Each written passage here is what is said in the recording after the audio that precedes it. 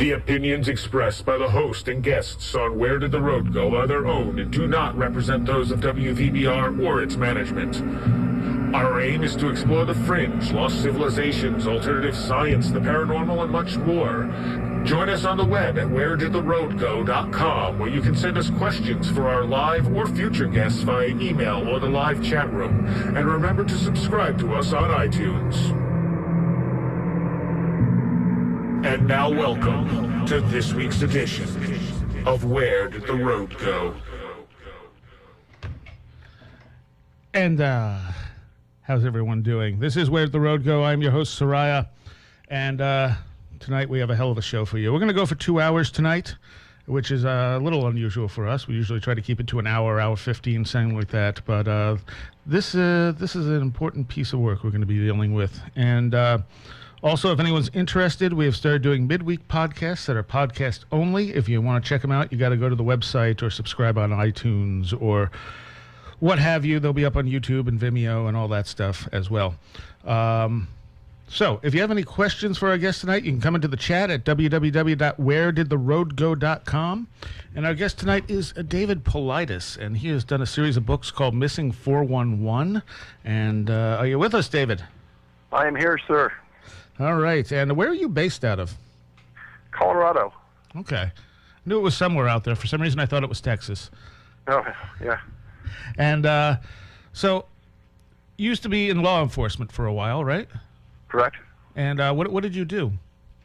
I worked in a municipal police department, worked for San Jose Police, spent 20 years in law enforcement in California, worked a variety of assignments, and then I went to technology for a few years, and then I retired and eventually came out here.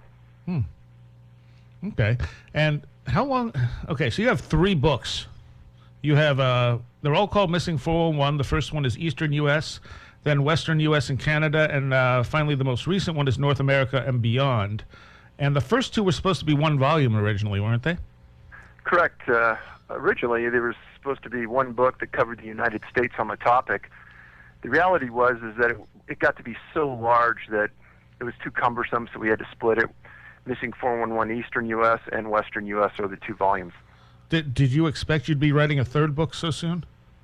No, and part of that came by so many people had read the book, and it hit a chord with them that I got hundreds and hundreds of emails giving me different venues to research, and that in turn led to the 3rd book. Okay, and the 3rd book's even bigger than the other 2. Amazingly, yes. All right, and when did you first, or I should say maybe how, did you be made aware of this phenomenon? So many years ago, I was in a national park researching another periphery topic, and I noticed some people follow me around the park. And usually when I go to a national park, if I want to talk to people, it's not normal for me to go to the employees because they usually won't talk. So you go to the people that are working in the restaurants, or you go to the people working at different contract locations, and they are employed by the Park Service. And at the end of the day, I went back to my cabin off the premises of the park. I was there a few hours, get a knock on the door, and a couple of plainclothes people were standing there, and they said that they were National Park Rangers off duty. They knew who I was. They saw me at the park, and they wanted to talk to me about something if I wouldn't mind. So they came into the room, and they ended up laying out this story that they had worked at a series of parks during their career, and while at those parks, they saw an inordinate amount of people disappear, and that didn't bother them so much at one park until they started to go to other parks and see the same sort of mentality from the Park Service, where at the beginning of the search for the people, there was a lot of publicity. Then after 5, 7, 8 days, there's absolutely nothing more to be heard about that case. And there's very little to no follow-up, and they got concerned because the numbers were high and they never heard anything more about the people that disappeared. And they thought that there was something there, but they didn't know who to turn to. So it fell into my hands. And what did you think when they told you about this? Well, I was somebody who was in the outdoors a lot in my life, and you would occasionally hear about people who disappeared, and I truthfully, like everybody else in the world, would slack it off to poor judgment, accidental injury, maybe a mountain lion took him down, et cetera, et cetera. I didn't give it much thought until I started to think about it. I didn't sleep too good that night. The next morning I got up and I called a couple of law enforcement friends and I said, hey, kind of run this for me, these names and these locations, because I can't get to a computer, and just see how many people come out associated with these locations. And about half an hour later, they called me back and said, oh my gosh, you won't believe it, but there's a lot here. And then there isn't much information other than that first 4 or 5 days that they disappeared. So right away, there seemed to be a valid concern, and it was worth looking into. Okay. And when was that approximately? About 4 years ago. Okay. And the amount of information you have in these books, this must have been a massive job to start collecting these. It took a lot of work. It took a lot of patience, a lot of Freedom of Information Act requests, a lot of political plays by the Park Service to kind of keep the information from me. It was nerve-wracking. Why, still is. I should say it still is nerve-wracking because I'm still facing the same issues. And why would the Park Service is difficult about some of this? Well, that's the million-dollar question. They don't live by the rules of the government. That's obvious because, according to the Freedom of Information Act, we're supposed to be entitled to this information. And even though a case is classified as a missing persons case, there's no suspects. The case hasn't been looked at in 25 years. No one's touched the case. I get told, no, you're never going to see that case. And I'm talking about the Stacey Arrows case out of Yosemite. Do you want to tell people a little about that one? Sure. Stacey was 14 years old, went with her dad and 6 other people, and they went on horseback into the backcountry of Yosemite. And they rode for 4 or 5 hours the first day, and they come to these cabins way out in the middle of the woods. It's a beautiful location. They get off their horses, and one of the ranch hands that was with them took the horses. Stacey and her dad went to one of the cabins. She changed, freshened up, and she told her dad she was going to walk about 200 feet away and go to this rock and take pictures of the vista over this lake that they were located at. And a 72-year-old man walked out there with her. Everybody saw them both sit down. She then told the man that she was going to walk down this granite hillside to the lake and take some pictures down to the lake and be right back. Everyone saw the other man never moved. He sat on the rock, and Stacey went down to the lakeside into this clump of trees, and that was the last time anybody ever saw her. And there was a huge, huge search. And her relatives went to the search location. I ended up talking to one of her uncles, and he said there were hundreds and hundreds of people there for almost 2 weeks. The only thing they ever found of her was a lens cap to her camera inside that tree line next to the lake. So what got me on that case originally is I used to live in California. She was from Saratoga, and I lived in Los Gatos at the time, and it's the city right next to Saratoga. And so I took a little interest in it, and first FOIA, sent a Freedom of Information Act request to the Park Service, got denied. I appealed it, got denied. And then I got a call from what's called a special agent. They're detectives inside the Park Service that do the follow-up on these cases. And I get a call from this individual and asking why I wanted that case. Well, I know the law and I know the way FOIA works, and no governmental agency can ask you that question leading to a reason why they will or will not give it to you. It's against the FOIA rules. Trying to be polite, I said, well, why does that matter? And I said, I'm a retired law enforcement guy. All I do is I want this missing persons case. And he says, well, we need to know why. And I said, well, can I ask you one question? Is this a missing persons case or is it a criminal investigation? He said, it's a missing persons case. So then I said, well, are there any suspects that you're investigating, or has anybody looked at this case in the last 20 years? No and no. I said, well, what's the rationale on not giving this case to us? Because I have 20 other cases that the National Park Service has given under almost identical circumstances, but why not give up this case? And he goes, I can only tell you that you will never see this case. That's almost a direct quote. Wow.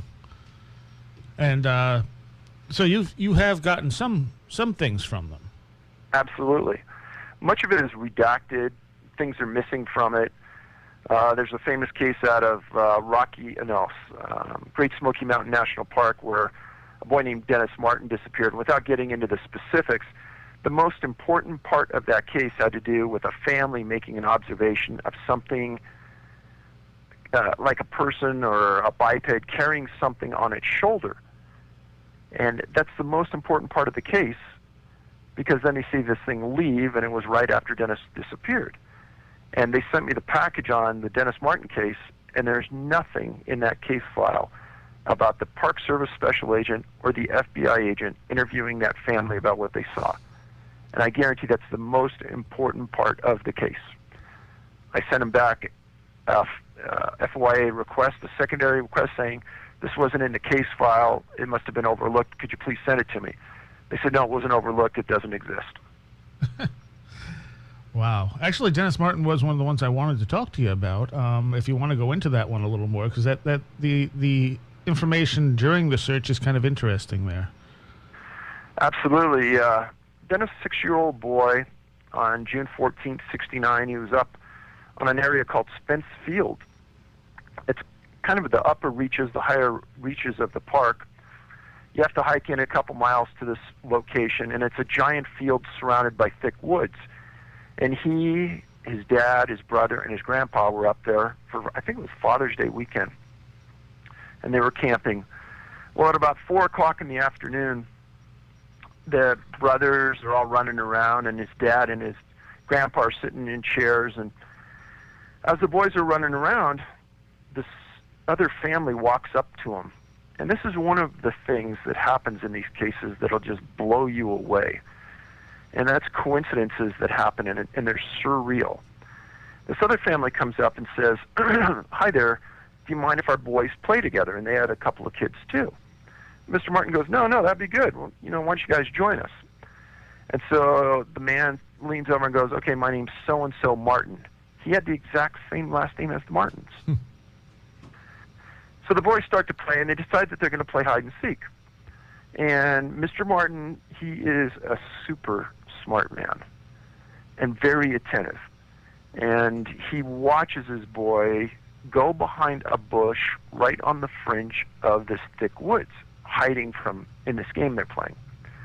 After everybody comes out, Dennis doesn't come out. And he's watching, and he's watching. He doesn't wait very long, and he says he walks over to that bush, and Dennis wasn't there. Well, right through the middle of Springfield is the Appalachian Trail. And Mr. Martin took off on a dead run for 2 miles down that trail. He was in excellent shape. And he told his dad, he goes, Dennis isn't here. And everyone starts looking. He took off on a dead run, didn't find anything, came back. His dad turned around, ran down to the Park Service headquarters. Within an hour, there were 35 rangers there. Now, the other strange thing about this, within a half an hour after Dennis disappeared, it started to rain at the park. And it rained almost nonstop for 5 days. Now, that in itself may not mean a lot, but when you start to look at the totality of the cases we look at, inclement weather that hits an area right after a search happens an unusual amount of time. So as Dennis disappears, again, they're kind of up on this plateau, a family walks up to a ranger down at the lower levels of the park and says, hey, where can we go to see bears? And he says, you can go to this area called Rowan's Creek. So they drive up into this area, and it's a dad, a mom, and 2 kids. And this is another weird thing. Their last name is called the Key, K-E-Y family. And I'm telling you, this is the key part of the entire disappearance. As the Key family walks up Rowan's Creek, they get up a little bit, and their 9-year-old son goes, hey, Dad, look at the bear up there on the hill. And the dad looks up there and goes, I don't think that's a bear. It almost looks like a man. And this is in the Knoxville newspaper, the biggest newspaper of the time. And they see this, and they watch it. And just before they saw it, they heard the loudest blood-curdling scream that they'd ever heard in their life come down through that valley. And they said it was louder than any of them could have screamed. Oh. Then they see this biped on the hill, and they don't think that much about it, but they know it wasn't a bear. And the family comes down, and they didn't see a bear, and they get in their car and they drive away. Well, the next day in the Knoxville newspaper, and they see this about 45 minutes after Dennis disappears. It starts to rain on them. They get in their car and they go home. Next day, front page is Dennis is missing. And they said, wow, we were just below where he was. We saw this. It might be related. So, and they read that an FBI agent has been assigned at this early stage to the Dennis Martin disappearance. So they call the FBI, and they can't find the right person. They call the Park Service, and a special agent calls them and says, yeah, okay, we'll call you right back. Within a few minutes, the FBI agent calls them back and says, yeah, we understand what you saw. And the Key family says, okay, we'll meet you at that location and explain what we saw, where we were, etc., which makes total sense. That's what you want to see as an investigator, understand their viewpoint. Mm-hmm. FBI agent says, no, don't come to the park. We'll come to you, or we'll meet you halfway, which is very strange. Until you understand. Dennis Martin's dad had a member of Park Service with him all the time. And he had told them that any valuable lead, anything you get on my son, I want to be the first person to know. And he had that agreement with the Park Service.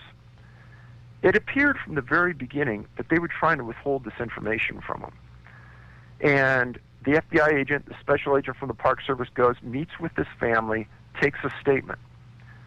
Well, the rumor mill, a couple days later, starts to flow through the search camp, and by now there's over 1,000 people there. And a newspaper writer from the Knoxville Times picks up on this and starts asking around. And one of the National Park Service rangers says, yeah, we did get a call like that, and the special agent and the FBI agent went out on it, but we don't know what happened. No one's talking about it. Newspaper guy starts digging harder and harder, and finally he gets the truth out of the special agent saying what happened. So then the writer goes to Mr. Martin and goes, yeah, what are your thoughts about that? Mr. Martin goes, no one's told me about it. Finally he starts to hear about it 3-4 days later, and Mr. Martin gets mad because it's obvious it's being controlled and concealed. And so he has a big fit, and he goes to one of the trackers for the Park Service, a guy named Dwight McCarter, and he explains to him the timing and the location. And McCarter talks to the people, and the special agent and the FBI agent said, hey, we're not going to even put any emphasis on this because the timing and the locations don't make any sense. McCarter goes to Mr. Martin and goes, no, they're not telling the truth. The timing and the locations could easily be done. In fact, we will walk it this afternoon to prove it could be done. McCarter and Mr. Martin walk it, and they do it in less time than the time span that existed. So moving backwards a little bit, the first couple days of this search, they had hundreds and hundreds, eventually thousands. And then out of the blue show up the Green Berets. And they come in helicopters, and they bring their own communication system. And McCarter, we interviewed him, and he says it was very strange. He says nobody took responsibility as to who requested them, even though they were there's rumors out there that they were training in the area. Nothing could be confirmed like that. Second of all, McCarter said that one of the supervisors of the park rangers went to the Green Beret and says, okay, why don't we put 2 or 3 of your guys with one of our guys since we know the area and you guys won't get lost, and we'll kind of work in this team effort like this.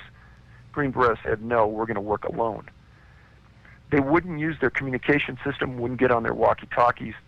They put up their own command center, their own communication system, and they were there for, I believe, 4 or 5 days searching. Nobody ever knew what they were searching for other than Dennis, but they wouldn't say. They wouldn't say what their command was. They wouldn't say how long they'd be there. Nothing. Now, under the Freedom of Information Act, you can request orders on different units within the military. We did this 3 times on the Green Berets on this incident. 3 times. We didn't get denied. We didn't even get a response. They wouldn't even reply to the request. That's bizarre. The Green Berets, I believe you say in your book, they don't search for people, do they? So that's interesting. I've been on a few radio shows in the past, and I always have asked that if there are any retired Green Berets, send me an email, get a hold of me, and kind of explain the protocol on when they're dispatched and what they do. At this point, I have 3 different responses from families. It's never the Green Beret. It's always the families of them that respond, and I think it's their way not to violate their secrecy oath. Right. And the families all said, each one of them said independently, hey, my dad or my uncle said that the Green Berets would never, ever search for a missing person. Huh. Which means that either they're lying or they were there for some other reason that may be connected to the disappearance. Yeah, your guess is as good as mine. I don't know. One of the things I do like in your books is at no point do you speculate to what's going on. You relate the data to people. You don't go off on any tangents or any wild speculation or even grounded speculation at all. You simply point out the facts in all 3 books. And I'm assuming that was very intentional. That was a purposeful act, correct. How long did it take you to compile, like, the first 2 books from the time you started till you actually got them published? Boy, that was 2.5, almost 3 years. Wow. And the new one about the same, or no, it couldn't have been? No, that one came together a lot quicker, and a lot of it had to do that the first 2 books that came out were so big already, we couldn't put a lot of the information that we had in there. So we withheld it. If we were going to do another book, we'd put it in that book, and then other information just flowed easily and could be quickly identified as factual, so it made it in the book as well.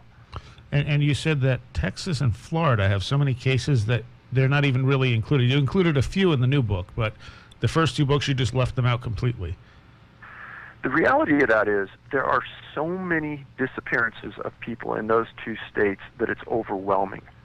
I mean, it's more than almost any other state in the union. And so when you get all of those cases in front of you, you start to think, wow, this must be a serious issue. But then when you get into the minutia of each case, you realize that they don't fit the elements that we have in the other disappearances, thus we're not going to count them. Mm-hmm. Okay. And that's one of the questions I have is what were the things that you used to determine which cases fit and which ones didn't? There were definitely patterns that followed these cases. And if you want to get into that a little bit, plus anything else that you were looking for specifically to determine what you were going to include and what you were not going to include. You know, you can't really put up parameters until you look at the totality of, say, a couple thousand cases. Right. Then you got to go back through the cases and drag the ones out that meet it. That's what took all the time. And realistically, we weren't looking for these kind of things. We were just seeing if they all fit within the national parks, or, you know, was there something outside? Is there some other parallel element here? And after reading, you know, thousands of cases, kind of the list that came from that is, depending on where in the country the person disappears, these elements are important. Number 1 is berry bushes or people picking berries. Which is really weird. Yeah. And you could even put slash mushrooms with that now. Okay. The other thing is swamps. And people who first hear of this tend to try to rationalize it away and say, well, you know, these could be drownings, these could be suicides, these could be animal attacks. Well, those 3 things we eliminate if there's any chance of any of those being involved. So you can wipe that slate clean. But swamps, people are found in, I mean, little kids are found in the middle of swamps. They're in areas where you and me would have a difficult time getting to, and it's odd. The other thing being is that there's an abnormal amount of young people and children with disabilities that disappear. On that opposite end of the intellectual spectrum, there's a lot of highly educated intellectuals that have disappeared. Canines, so the search and rescue people bring a canine up to search. Sometimes the dog walks in circles, laid down, doesn't want to search. And it's hard to tell if they don't want to search or they can't pick up a scent, but the behavior is unusual and it's pretty consistent that they can't pick up that scent. Many of the people, when they are found, if they are ever found, are found near creeks and rivers. Now, you might think, well, that's kind of weird, and what a lot of people have written and told me and said, well, that's one of the places where if you ever wanted to find tracks, you would never find any, which is true. Well, I would say probably 90% of the people that are found either won't talk about what happened to them, can't remember what happened to them, don't have the ability to talk because they're disabled, or are too young to speak. Many of the people are missing clothing or shoes or a shoe. Disappearances, a large percentage occur in the late afternoon or early evening, and bad weather is associated with the disappearances. And another very odd characteristic is the missing, if they are found, they're found in an area that's been previously searched. Which implies that they weren't there previously. Correct. Obviously, since it had been searched, but that does make it all the odder. Also, the inclement weather makes it kind of odd, too, because it's a weird thing to have someone go missing and so often, fill these patterns followed by bad weather. Like, what connection could the weather possibly have to someone going missing? Well, I freely talk about what people tell me or what they write, and a lot of people have stated, well, there's a lot of animals and there's fish, there's a lot of wildlife that their behavior is attached to weather. If you're a fisherman, you know that the fish bite when a storm's coming in. Interesting. Or while the storm is there. So, which is definitely valuable information, but at the same time, none of these disappearances fit animal attacks. No. None of them do. In the end, these just become boggling, is what they become. When you go through these 3 books, you just, every time you think, well, maybe it's, and then you get to another case, and you're like, no, that doesn't work at all. And I'm sure you've felt that way a lot of times trying to make any sense out of this. You know what? The guys that I work with, we talk about it almost every other day. And, okay, so let's get into one of these other cases here. One of the one that wasn't extremely weird, but I thought was a good example of things that happened to people was the Cory Kelly case that you have in the Eastern U.S. book. Very odd case. So Cory, this is in northern Minnesota, a place called the Red Lakes Wilderness. He was an outdoorsman, grew up in that area. This is an area just north of Bemidji, kind of northeast. 38 years old. On October 16th, 2006, he's with a buddy, and they're going to go camping, and they're going to go grouse hunting. And this area, I've been in this area unbelievably, and it's super, super tough to get through because a lot of bogs, a lot of swamps, just rough country, but a lot of wildlife, a lot of deer and such. So as they get there, they kind of set up camp, and his buddy says, hey, you know what, I forgot some gas for the camp stove, etc. Let me drive into town. I'll be back in about 45 minutes. You can finish setting up and maybe get some hunting in. I'm going to leave my dog with you, and you guys can just kind of hang out. Cory says, sure. Buddy takes off. Cory obviously decided to go hunting, takes the dog with him, and these guys come prepared. They were dressed for inclement weather. He had everything he'd need to survive bad weather. They knew what the weather was going to be like, et cetera, et cetera. His buddy returns that night, and Cory isn't there. And he honks the horn, leaves his headlight on. Cory doesn't come back. So he does this all night, and finally in the morning he decides, I better get some help. So a 2-week search goes on, and it's intensive. And about 14 miles from the campsite, they found Cory's overalls, his socks, his sweatshirt, his lighter, and some cigarettes laying spread out on a trail. And they searched for another 4 or 5 days. They found nothing.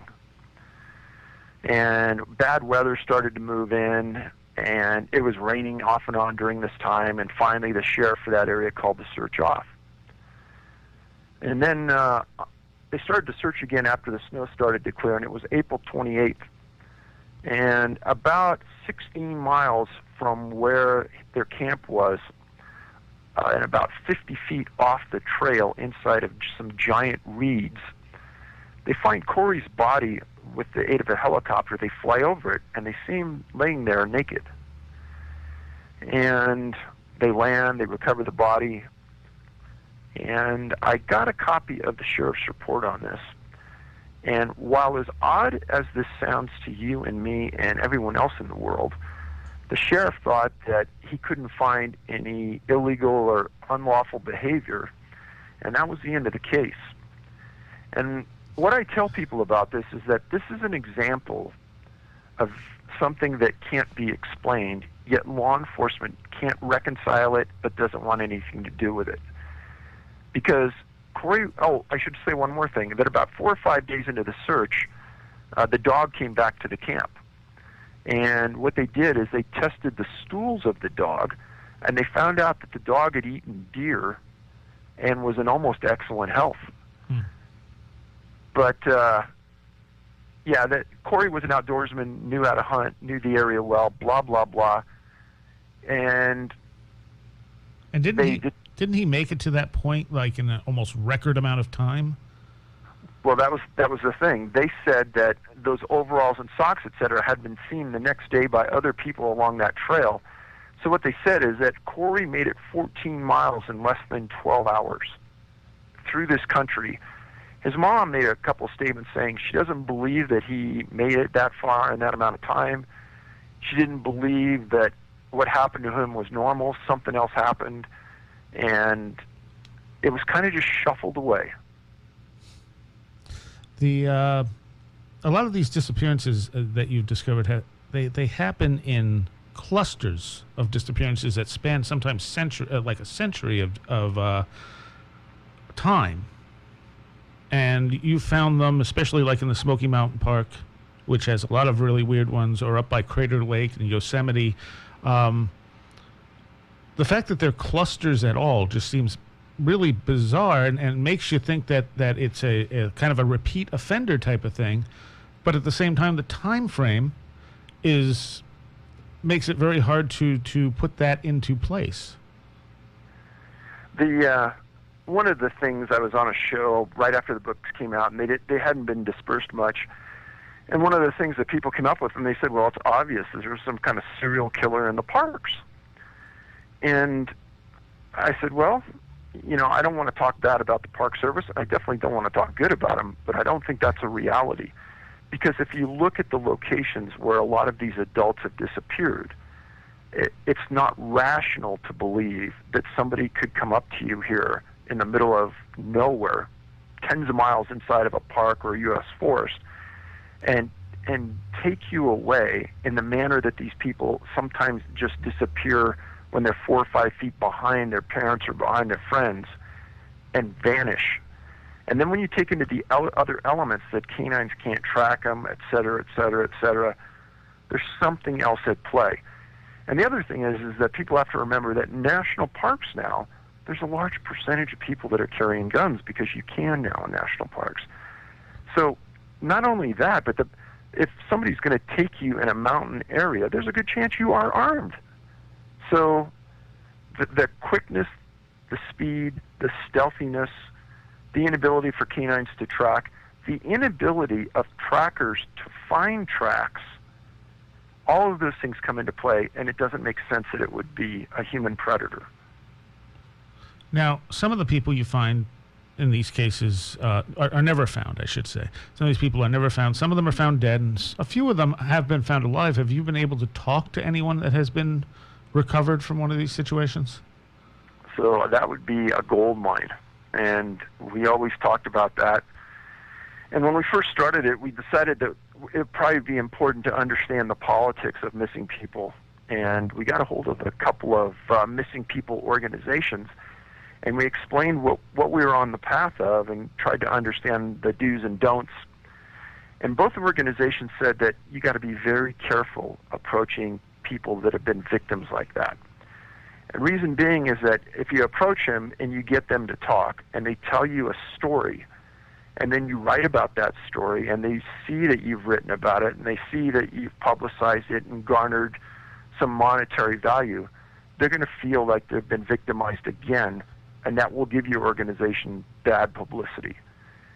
So we made a determination early on that if one of those victims contacts us, absolutely we'll be all over this. We'll do everything we can to get the story, put them through reverse hypnosis, whatever it takes. But we aren't going to be the ones that are going to go out and put our foot forward and try to drag them into something that may make them uncomfortable. Has anyone ever accused you of taking advantage of these people by writing about them? Oh, no. No, good. And you've worked with missing people organizations as well, like you currently are doing so, right? Yes. And we should actually tell people where they can find more information. This is the Can-Am Missing site, right? Right. And what can people find there? So we have current information about unusual cases that are ongoing. We have some areas in there that some readers have gone out and done phenomenal work for us in the field, photographing locations where some of these people have disappeared, and some of the photos and the videos are on that site, and they're unreal. You get a true feeling of what the location's like. Okay. And do you have updates to cases on there as well? Absolutely. Okay. And how can people help with this? Well, part of the rationale behind this is to get people educated. And one of the things is when people say, well, Dave, what can we do to avoid being victimized like this? And what I tell them is, number one, never, ever hike in the woods alone. Number two, carry a personal transponder with you wherever you go in the woods. And what that is, it costs anywhere from, say, $80 to $400. They're battery operated if you're ever lost. It's like an EPIRB device on a boat. It sends a signal up to a satellite. Satellite goes to the National Oceanographic Atmospheric Administration. They're the ones that monitor for all the continental U.S. and Canada. They see that there's an emergency alert. They find out where it is. They find the search and rescue team and the sheriff for that area. They call them, and they start a search going right to that location. And it's usually within 20 feet that they can locate where that transponding signal is coming from. So I would say, don't ever walk alone. Carry a personal transponder. And then the last thing, and some people may not like this, I would say carry a firearm. And the reason for that is that I have never found a case where someone was carrying a firearm and a personal transponder together. It may just be an anomaly, but I've never found it. And there have been a lot of cases where people have had firearms and they haven't been fired, and they've just disappeared. Oh, and there's been cases where the firearm's been fired, and they found the gun, and the person was dead, or they find the gun broken up into pieces, and the person's gone. There's been some very strange cases involving hunters where they've disappeared. And I want to say you had one case in the books where someone did have a transponder on them. Yes, out of Yosemite, an individual was just hiking, and for some reason or another, and I have no idea how this happened, bad weather came in, thunderstorm. This guy walks to a peak, a granite peak where it isn't the area to go. Any hiker as experienced as this man would have known better. He walks to the top of that peak, and somehow or another, he fell or whatever, ended up down in a crevasse, dead, with his transponder going off. The transponder apparently was activated when he was on top of that peak because they got a signal. When he went down inside the crags and he apparently died, they lost the signal, and on flyovers, one of the planes flew right over that crag, and the signal could only go straight up, and they hit it, and it was probably 1 in a million that they found him. But he died under very strange circumstances. So what time frame? I mean, you got cases that have happened just very recently. How far back? What do you think the oldest case you have in these books is? I know you have some from the late 1800s. I think we have a case that goes back to 1850, 1860. Yeah. And in all that time, I mean, there's been a lot of books out on strange disappearances and stuff. There was a good one called Into Thin Air that came out, I think, in the 70s. And some of these cases have actually made it into some of those books I've noticed, because I've read a few of them, and no one has picked up these patterns. Like, no one has picked up that this is a bigger phenomena. They might say, oh, a whole bunch of people have disappeared in this one location, but they don't realize that that is something that is happening across the country, across Canada, and possibly the world. The first two books, you really just deal with U.S. and Canada, and the third one, you start dealing with cases around the world, and that's a little bit more difficult for you, isn't it? It is, and it's slowly getting easier as the books get distributed further and further, and I can tell you in the last 6 months that we've gotten a lot more cases from other parts of the world that tend to definitely place this in the worldwide phenomena issue. There's I don't know how to ask this. You have obviously children disappearing. You have full-size adults disappearing, and even though there's patterns and similarities, is it possible there's more than one thing going on? Oh, I would say that that's probably true, because I don't think that. I mean, we're tracking a little over 600 cases now, and I would still say that it's just a drop in the bucket compared to what's probably occurred in the last 150 years, 200 years, if we could find documentation going back that far. But to think it's just one issue, I think, would be an ego-centered answer. I don't think that anybody at this point can say, oh, yeah, it's definitely this, or it's definitely that, or it's only two things. I'm with you that I think it could be a multitude of issues. One of the things that you point out in the book is a lot of these places where people disappear also have sort of evil place names, like Devil's Peak and things like that. Do you think that could be a consequence of this phenomena dating back to the time where those were named, and probably before into like Indian legends and such? Well, normally locations on topographic maps get names for a reason. Mm-hmm. And those reasons are sometimes hard to understand or track down. But when you get a lot of people disappearing around named locations like Devil's Mountain or Twin Devil Peaks or Hell's Canyon or whatever it might be, that just brings a bad connotation to you. I mean, that was one of the issues that came out pretty early in the research when we said, this is strange, look at this. And you don't really know what to make of it other than there is that parallel. Why do you think there's so few cases in the middle of the country and so many are centered along the east and west coast? Is that saying, well, you just haven't, there aren't as many national parks, or have you not researched that area as much, or do you just think there aren't as many cases? That's a great question, and don't have a lot of answers for that, but I can tell you that there is this swath kind of right down the middle of the U.S.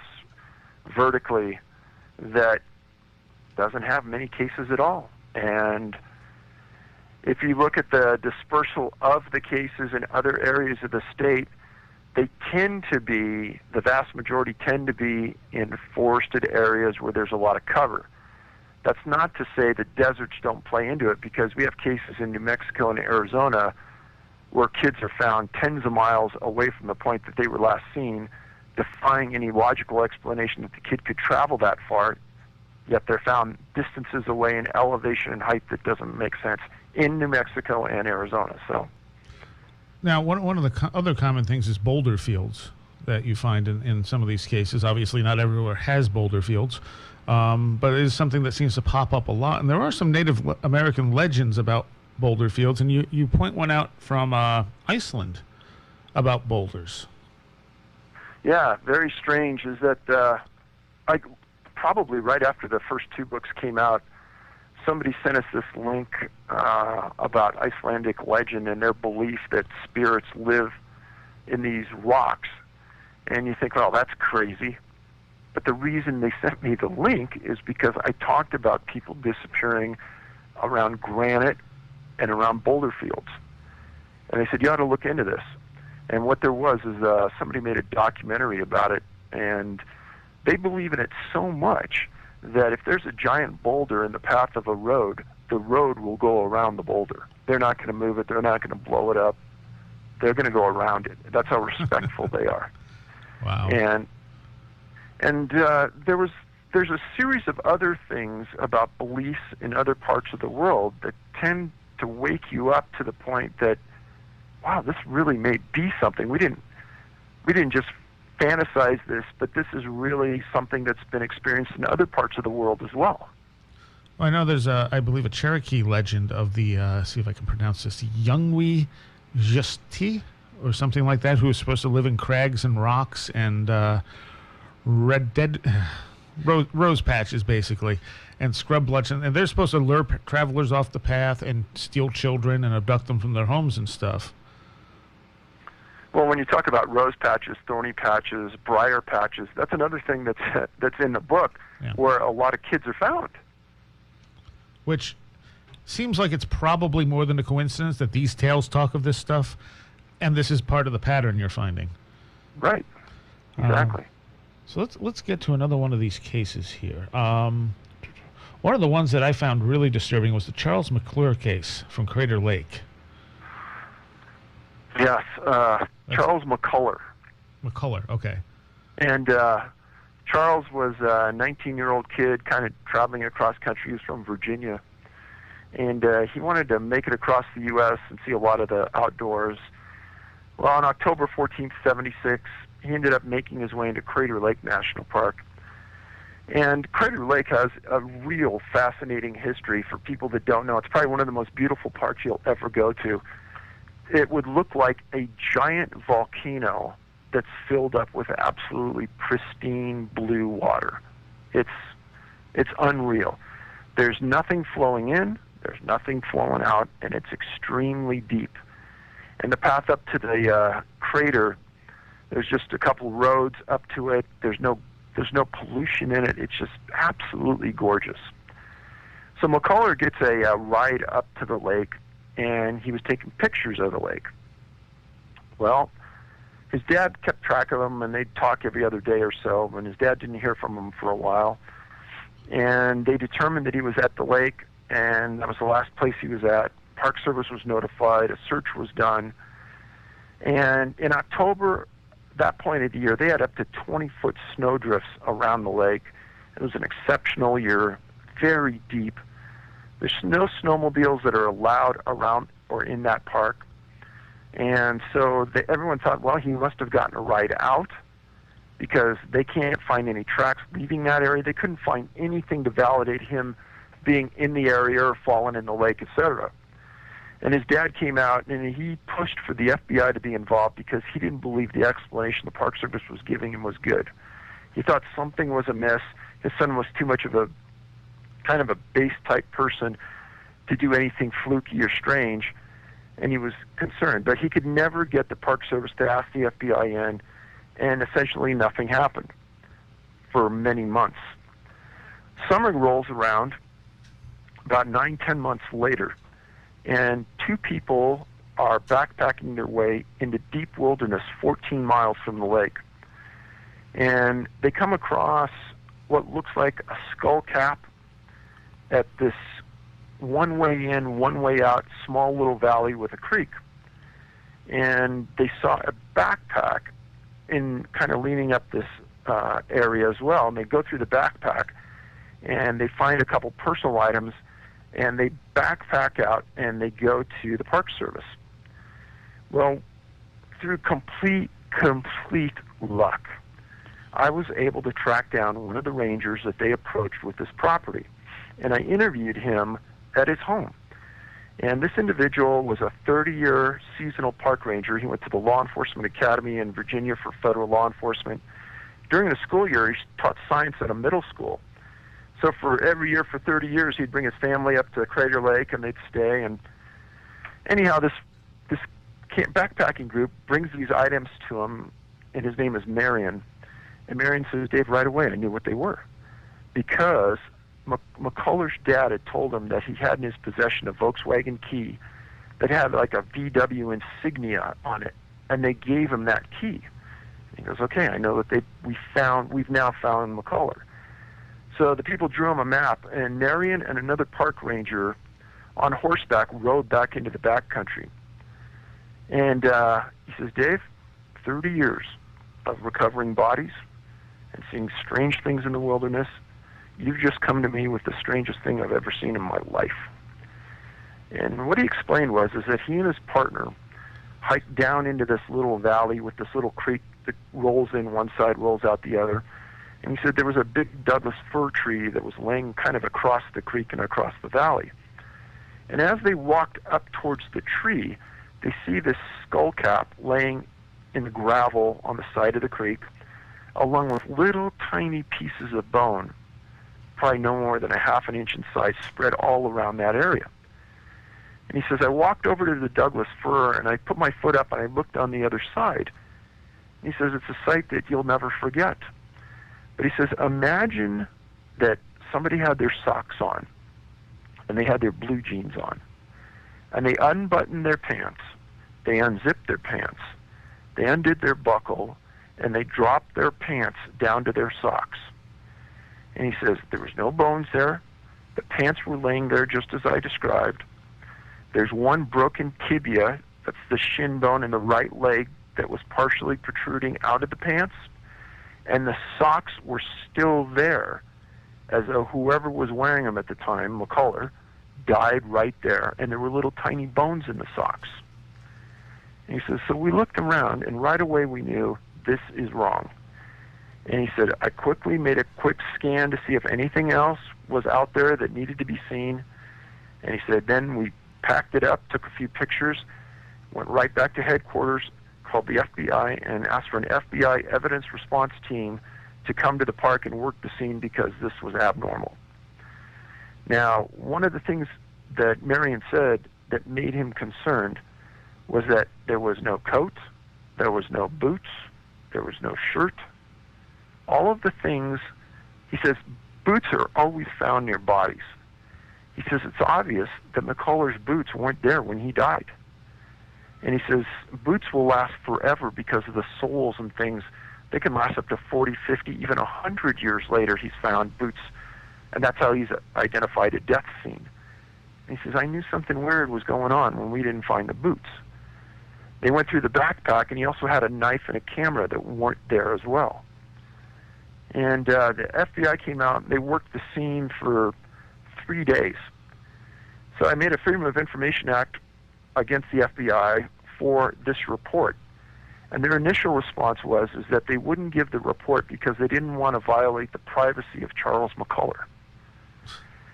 After 4 letters saying, guys, this is a death scene investigation. Mr. McCullough's dead. I want the report on the crime scene information. Finally, the 4th time, I guess they got mad. They sent me the report. It was so redacted and blacked out, it was worthless. Marion's the one that really put the color into what happened on this case. And he says, Dave, obviously Charles Mcclure got to that location in the middle of winter, and nobody knows how. Because he said there's no way somebody could walk into that area from where he was located. There was no snowmobile. There was no snowshoe tracks. There was nothing going back there. How he got there? Because, Dave, I'll go to my grave not knowing what happened. Yeah, and that's one of the creepier ones that you relay in this book, for so many reasons, obviously. And where are the rest of the bones? Well, that was another thing that bothered Marion. He says, usually when you find a skull, you usually find the lower jaw, the mandible, things like that. And he says, we didn't find any of that. And he said, whatever bones were there that were left behind were just infinitesimal in size, and the only bone of any size that he found was this tibia bone. But he says the hip bone, the vertebrae, the shoulders, he goes, nothing. The femur, he goes, I don't know where it all went. Wow.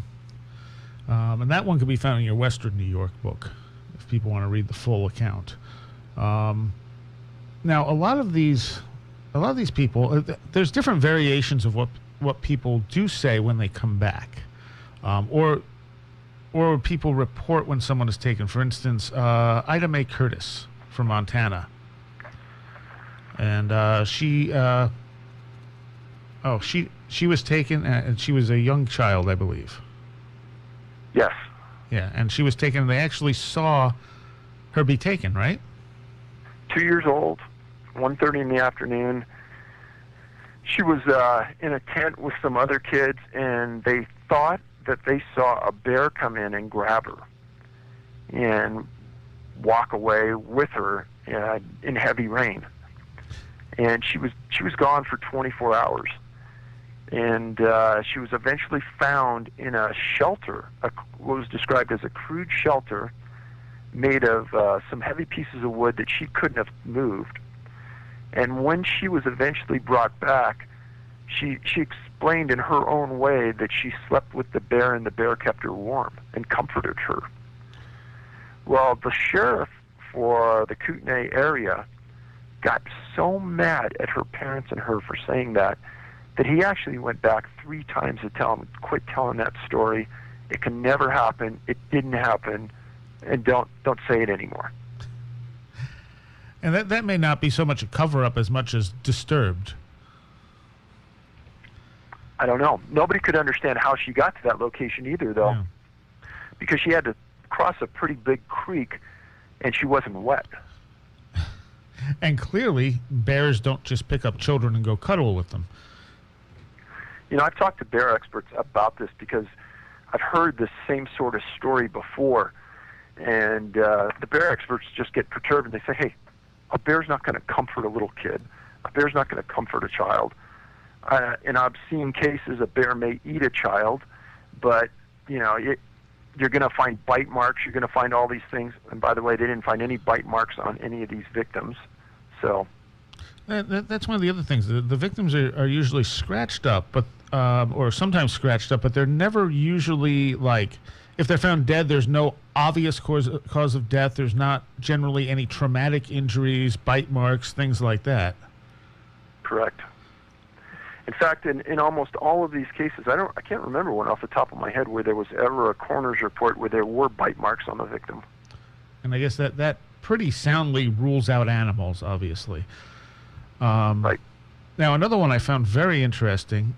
This was in your third book, is Eric Lewis from Washington. He was a very good mountain climber, and from all the evidence, he untied himself in what was becoming bad weather and disappeared. That's one of the stranger, well, they're all kind of strange, but this one is just multitude weird. And there is a cluster of disappearances that kind of qualify under all of these factors in Mount Rainier National Park. And Lewis does qualify. He's July 1st, 2010, 57 years old. He climbed and conquered the summit 10 times on Rainier. He'd climbed all over the world on some of the worst and most challenging peaks in the world. He was considered the optimum expert on Rainier. And he was with some friends that were trying to climb, and the weather turned a little bit bad. And as his partner up above him was belaying him up, he felt the rope go slack. And he pulled it up, and nobody was on the other end. And he's trying to yell down below, hey, Eric, what's going on? And he wasn't getting an answer.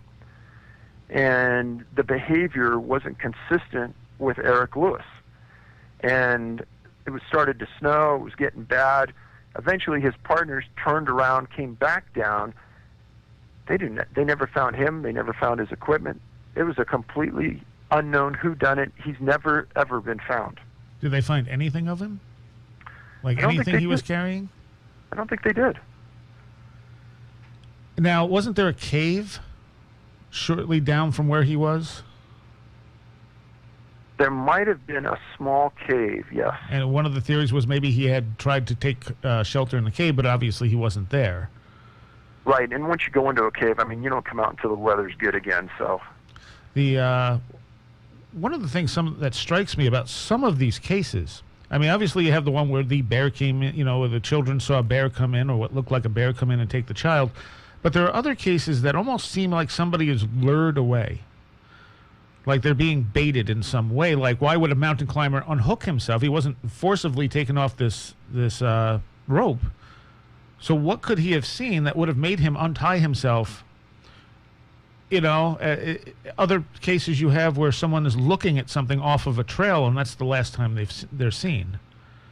Well, one of the other items that comes up a lot is, especially on the bodies that are found, And I explain this in the book, is many times the coroners can't determine the cause of death, and they say, it's possibly exposure, it's possibly this, it's possibly that. And, that hasn't changed, because today they still come out with causes of death that it appears it's this, it might be that. And somebody wrote to me about 3 months ago and said, Dave, we read these books, my husband and I, and you know what it reminds me of is that old saying, they were scared to death.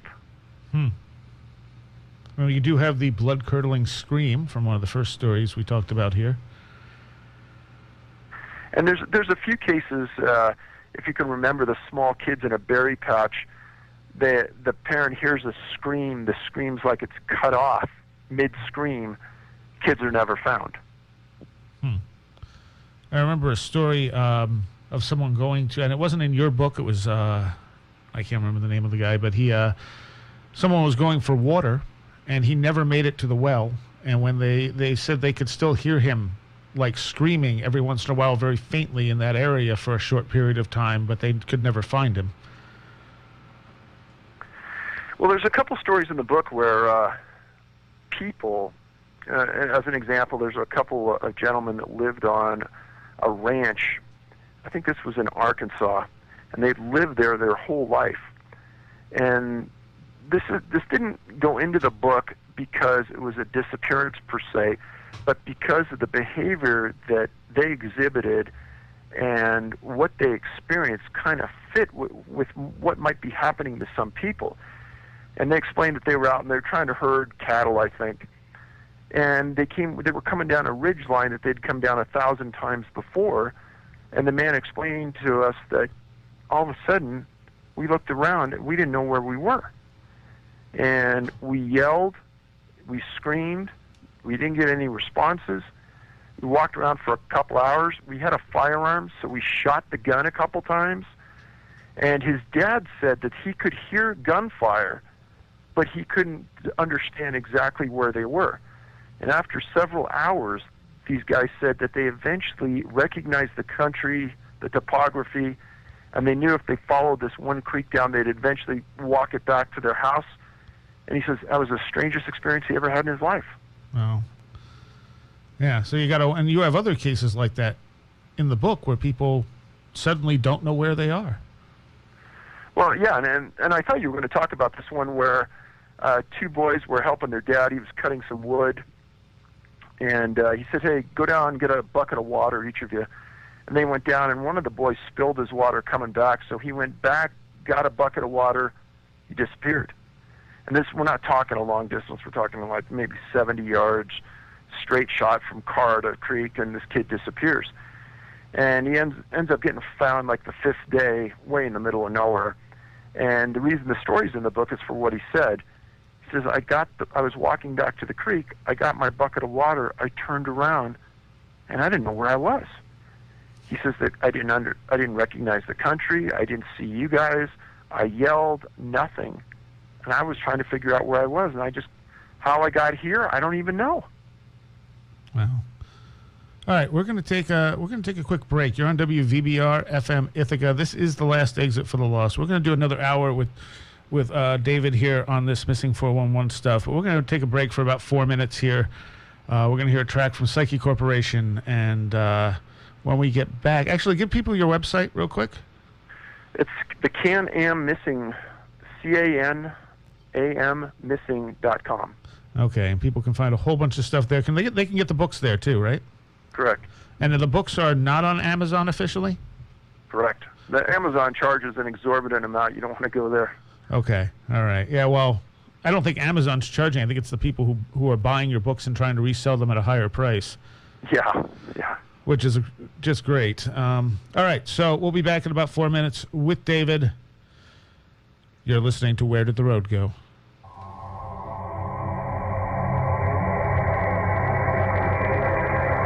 The opinions expressed by the host and guests on Where Did the Road Go are their own and do not represent those of WVBR or its management.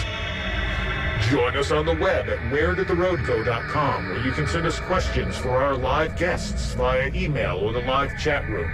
You can also check out our upcoming schedule, blog, links section, book reviews, videos, and links to our Twitter, Facebook, iTunes, and much more. That's wheredidtheroadgo.com.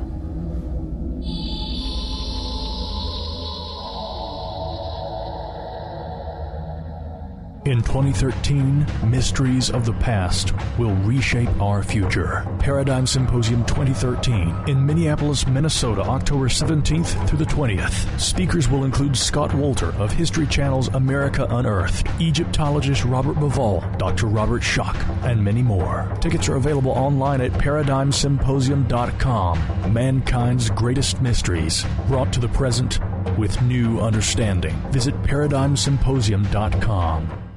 And you're listening to Where Did the Road Go? And the last exit for the Lost will be on an hour later tonight, so tune in at 1 a.m. for the last exit. But right now we are talking to David Paulides, and we're talking about his work, Missing 411. Are you with us, Dave? Yes, sir. All right, and I wanted to get into, a couple of things here. Have you ever... There's some obvious connections here too, as we said, to old legends and stuff. But it also seems like some of the fairy tales, or I don't want to say fairy legends from Celtic countries and stuff like that, and changeling stories, might also be a description of some of this phenomena. Yeah, and I think that some of those old legends and things are still around for a reason, because I think in those countries, they might have some applicability all over the world. Yeah, what was I going to say? Oh, there's also the one in Australia, and they actually made a movie on this. And I'm trying to out of the Black Rock National Park, and you mentioned it in the book, but you didn't get too much information. And I think you said you tried to dig up information and couldn't find any. It was thin. It was hard to come by, but I mean, people need to look at that area and understand you. When you talk about Boulder Fields, it's like the Boulder Field of all Boulder Fields. Yeah, and it's and I can't remember the name of the movie. A listener had actually recommended it to me, and they told a strange tale, but it's hard to say, how much of it was actually based on information they found and how much was just based on hearsay and legend. Right. But and that's the part we've tried to stay true to, is not trying to work outside the box, but stay within a real confined box of facts and evidence. And it's all right to bring in, fairy tales, myths, legends, because sometimes they help understand that this may be happening in other parts of the world, and there may be a parallel. Yeah, and it also suggests how far back these tales might actually go. Absolutely. And I heard on one show you were talking about an experience you had while hunting where everything got eerily quiet. Yeah, and every once in a while you hear about this from witnesses, and it's an unexplained phenomena that it's never happened to me before or since, but I was with another friend of mine, and I guess you would say we were bear hunting up in Northern California, even though we've never shot anything. It was more just like a buddy thing to go out, and we were walking along, and I was with this guy who was probably 68, 70 years old, but in phenomenal shape. A real man who knows the woods upside down and sideways, and just knows life well. And as we're walking along, all of a sudden, simultaneously, we stopped and turned towards each other and said, "You realize what's going on?" And we looked around, and it was like a complete vacuum of silence. There was no sound. There was no movement.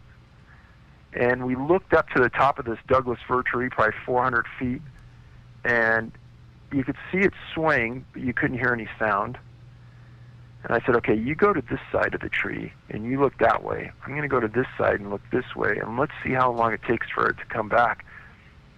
It was several minutes later, all of a sudden the chipmunks come back, the wind comes back, the normal sounds associated with the forest come back. I can tell you that it was a very, very weird feeling that we both had together at the same time. And I've had that experience in the woods, and it is definitely a very creepy. It almost reminds me of what Jenny Randall's called the Oz factor. Explain that for me and the viewers. Which is when people have UFO experiences, they seem to happen in sort of a altered state of consciousness, or even paranormal experiences where things seem different and things get dead quiet, and it just takes on almost a surreal feel. You know, and I think that's true for us, because there was some other element there besides just no noise that made us turn around together and recognize it. It was like a sixth sense that we don't regularly understand. Yeah, something you couldn't necessarily detect, but you were kind of just feeling slightly. Yep. And it could just be areas of the Earth, like Boulder Fields and stuff, may also set off like altered state of consciousness. You know, I would say that, but there's something to these big granite areas, and as I've said in the books, that the biggest cluster anywhere in the world that we can identify right now is Yosemite, and there is the biggest mass of granite probably anywhere around that people visit on a regular basis. And then when you think of stories like on Mount Shasta, where a guy named Carl Landers was climbing the mountain with his friends, went around a corner and disappeared where there's no place to disappear to, and never found, none of his equipment's ever found. I remember the state search and rescue coordinator said to me, Dave, he either went in or he went up, but he's not on. Wow. One of the other things I found interesting is so many of these people are found in whatever state they're found. They're often found near naked or completely naked, but there's never really any sexual abuse or molestation going on. No. And another unusual part of that is that as people, sometimes thousands of searchers are looking for this person, I would say 95% of the time that clothing is never found. And usually, sometimes they find gloves of search and rescue people, other things that are missing from search and rescue people, but this clothing is never found. What you're going to hear from a lot of people who haven't read the book and are just armchair theorists is that this is something having to do with hypothermia and its condition where people strip their clothes. The problem with that theory is that in many of these cases, the people strip their clothes within that first couple hours, and hypothermia couldn't even have set in yet. Or, as in a couple of these cases, the parent said, my child can't dress or undress themselves. So how they got undressed or how they got their clothes back on backwards, I have no idea.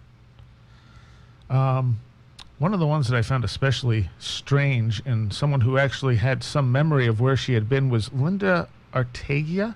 Ortega? Is that right? Yeah, you know, I don't know how you pronounce it. Maybe Arteaga? Something like that. And she was in Arkansas. Right. That's one of the more current cases as well. And that was in July of 2012, 53 years old, St. Joe, Arkansas. Before I go a lot further, I will say that Arkansas is one of those states that has some of the strangest disappearances and strangest facts associated with the disappearances of any state in the Union. And Linda qualifies in there. She was with her brother. She came out to visit. They were a mile from Buffalo River National Park, and they decided to look for this fishing hole that her brother knew about. Somehow, and this is what happens, somehow they got separated. She doesn't know how, and her brother don't know how, but they searched for her for 5 days. They finally ended up finding her, and they take her to the hospital. And she tells a story that as she was missing, there were people watching her in the bushes. And she would try to talk to them, and they wouldn't respond. And she described them as weird people. And they scared her at times.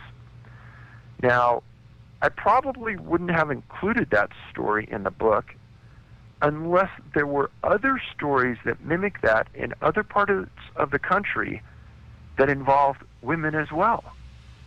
And sometimes women have described being chased through the woods by strange guys or strange men.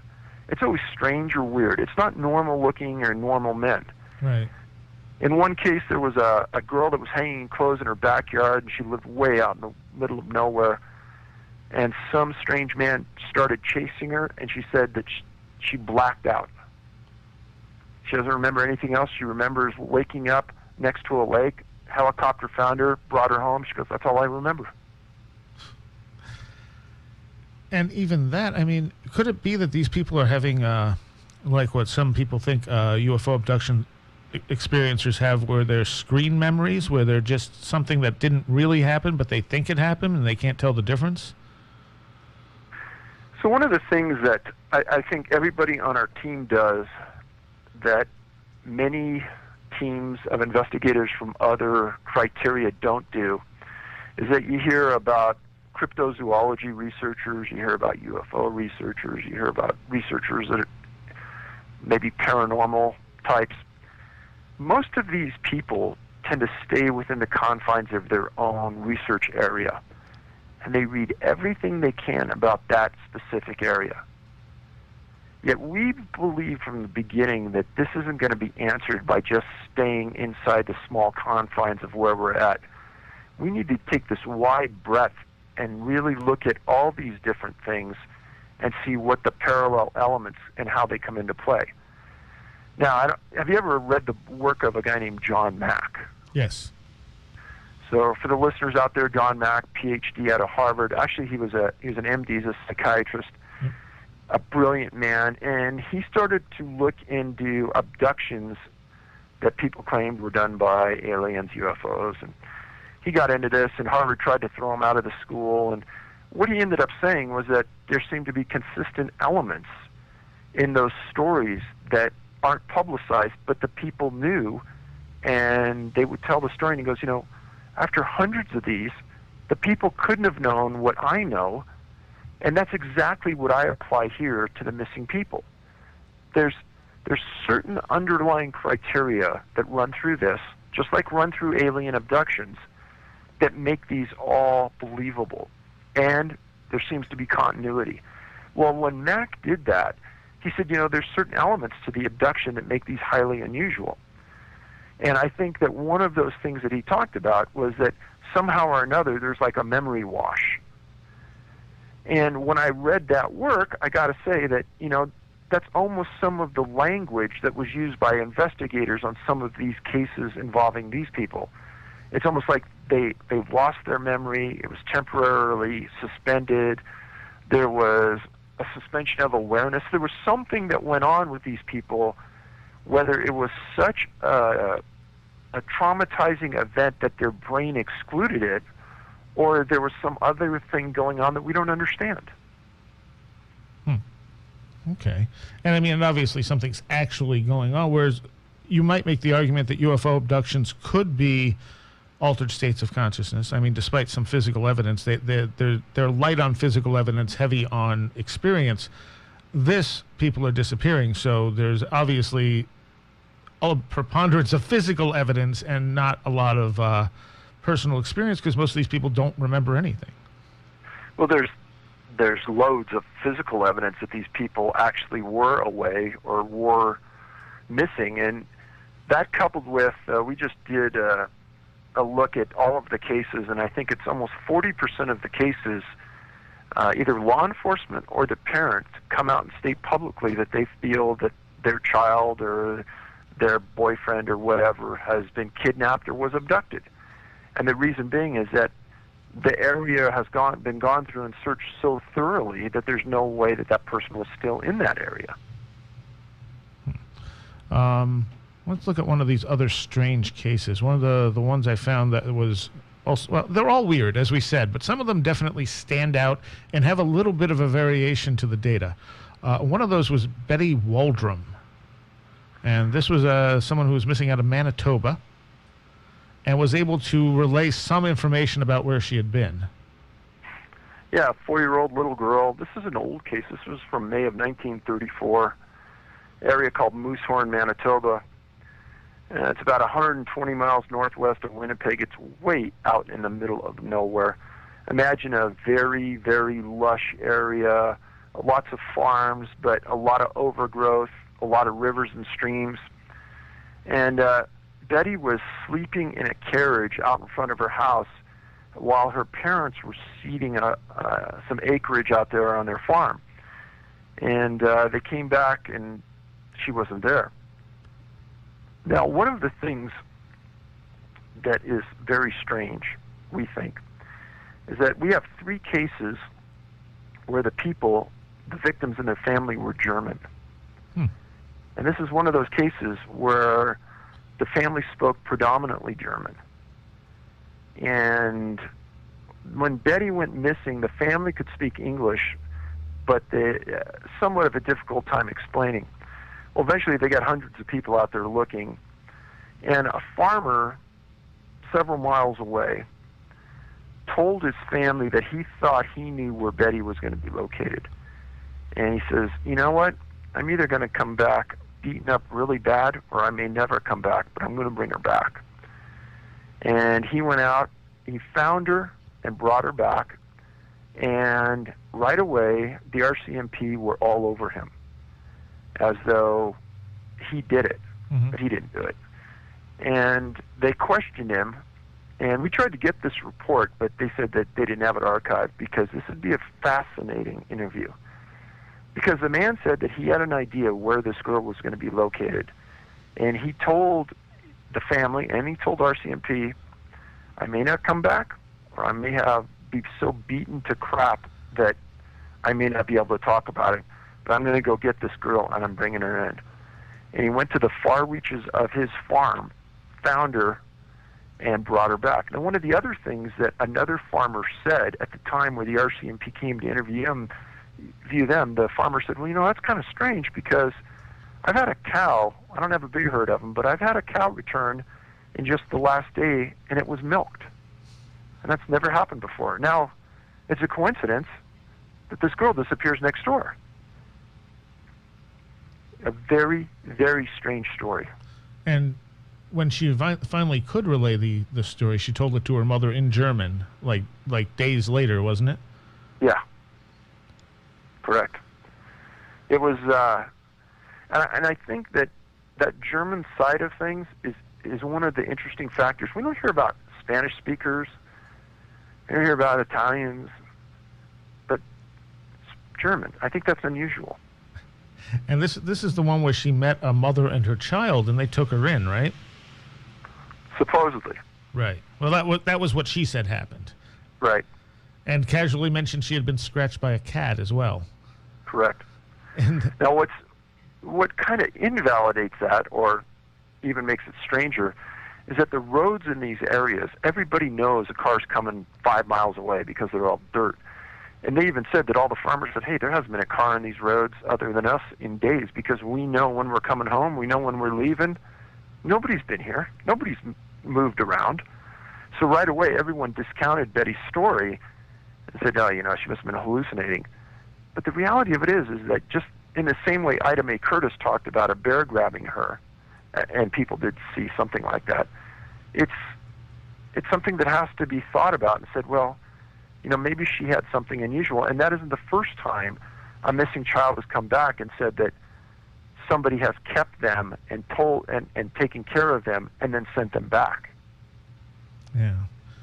And obviously this is one of the common variations, as opposed to the variation of people just getting lost when they just can't tell where they are, as if they're disoriented.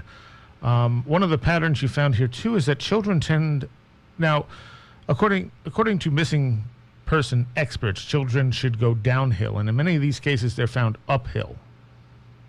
Right. And that's not to say that people don't go uphill, but most commonly, say 95% of the time, children take the path of least resistance. And normally, so would we as adults go downhill, and, you know, why climb uphill, especially in inclement weather when you know you're going uphill, the weather is going to get colder, it's going to get worse, you're going to go downhill. I think one of the good examples is from somewhat locally to here was David Raleigh. Oh, yes. If you want to get into that one a little bit. Sure. He was a 5-year-old boy, went fishing with his brother and his dad. This was in June 13th of 59. And this was about 8 p.m. at night. They were fishing on a lake called Lake Winnisook. And imagine a big mountains surrounding a lake, beautiful area, lush, perfect place to vacation. Well, they fished till late that afternoon. It was David, his brother, and his dad. It started to rain, and his dad pulled the boat into the little pier area and told David, okay, you go run in the cabin, which was within view. And he just had to run around some bushes to get there. And he didn't arrive.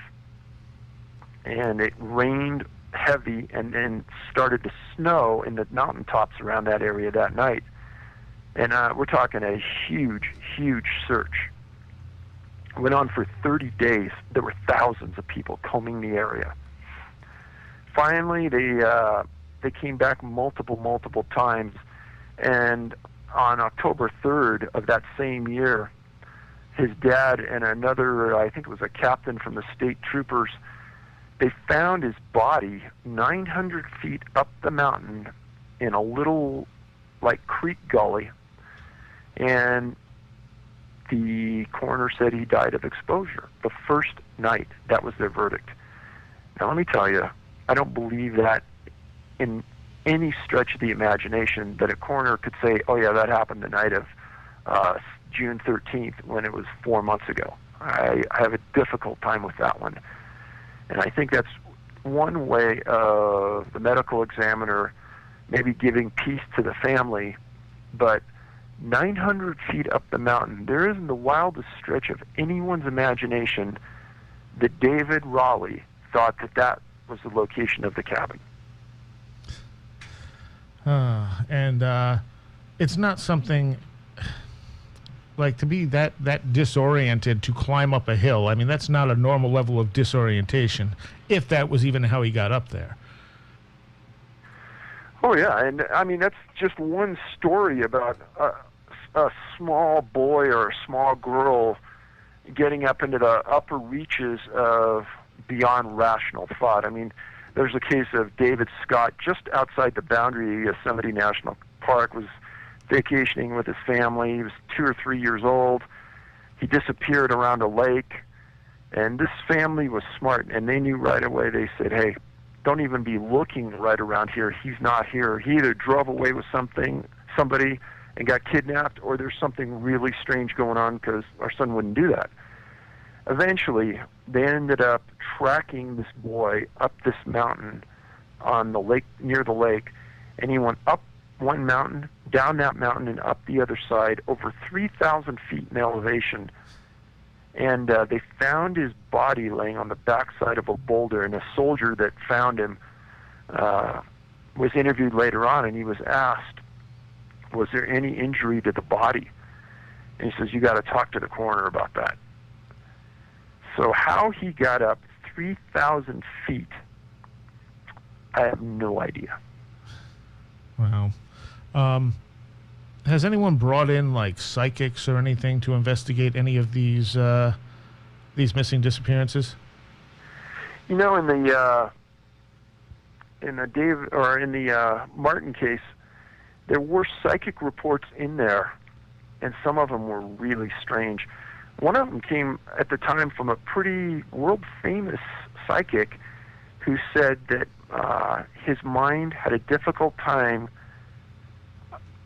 seeing what it was believing, and he had a difficult time even talking about it, but he wanted the Park Service to call him because the darkness that came over him when he thought of this, he had a difficult time staying there. It was one of the darkest, most disturbing psychic reports I've ever seen. Okay. I think all of this stuff, to some degree, qualifies as disturbing. What is one of the things I was wondering? Has anyone really big, like heavy, been abducted? There's been a couple of farmers that have disappeared that were big people, and they were described as their family as large.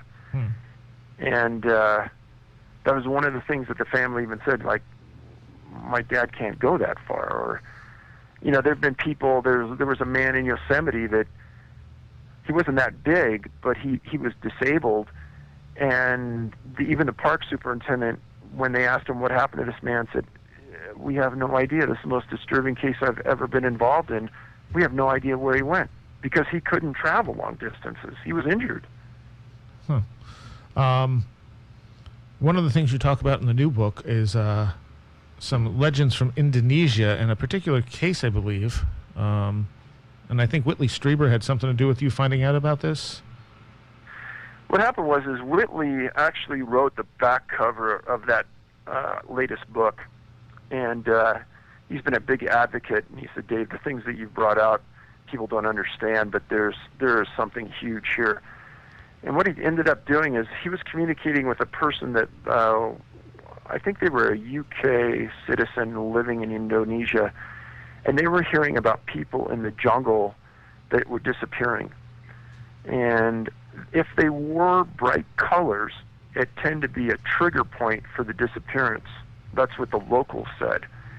And there weren't any names associated with this other than the guy named some specifics regarding areas in Indonesia where this occurred. And Whitley had validated some of this information and said, what they're talking about is something that I talk about in the books, and that is bright colors seem to be worn by the people in an inordinate amount of the time. And wasn't there also another story about them walking into, and maybe Whitley told the story, but them people walking and ending up somewhere where they didn't know where they were anymore?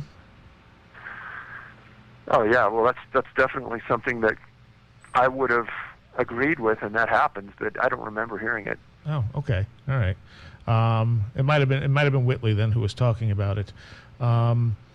What are some of the theories that people have that might actually fit this, even if they're a little bit, say, paranormal? I mean, a lot of people immediately jump to aliens, but there doesn't seem to be any evidence of, like, UFO activity around these disappearances or anything. Right. And I would say that I've been approached with everything under the sky. And, I mean, when I first got into this, I've never even heard of this, and that's reptilians. People have said, oh, yeah, this is obviously the reptilians grabbing these people. I'm a little unclear because I sent him back a polite response, and I said, well, can you point me to somebody who's either interacted or seen one? And they couldn't. So I'm not sure what it is, really, other than it's supposed to be some kind of a reptilian creature that's on Earth. I don't know. Right. And then I've probably had 100 responses about UFOs and aliens. I've had an equal number of responses for some type of crypto creature. And an equal number of responses for its obvious. And I think this comes from people who haven't read the books, is that it's a serial killer in the woods, and obviously the Park Service is trying to cover it up. And I said right away, this is not happening. This is not a human-type disappearance. It's caused by a human. And if that were the case, they would have to be quite a lot of serial killers, and they must either live a long time or be passing it through their family. Yeah, they'd be really old. and really good at this to have never been caught. And there's a point right there that I'll talk about. And this is a strange point that actually one of our guys brought up when we were talking. And that is that if you can imagine this, whatever is happening here, if there is an outside entity involved, they have 100% success rate. Are there any records of, like, cattle mutilations near any of these clusters? That's probably a good question, because I don't know a lot about cattle mutilations, but I know Montana and Wyoming have had them, and parts of Colorado had them.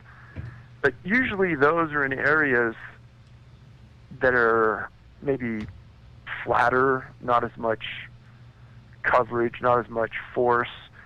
But truthfully, we haven't spent a lot of time trying to draw those two together. Okay. Could some of these disappearances be happening in cities on a similar level that we just don't notice because they're in a city and they don't stand out as suspicious?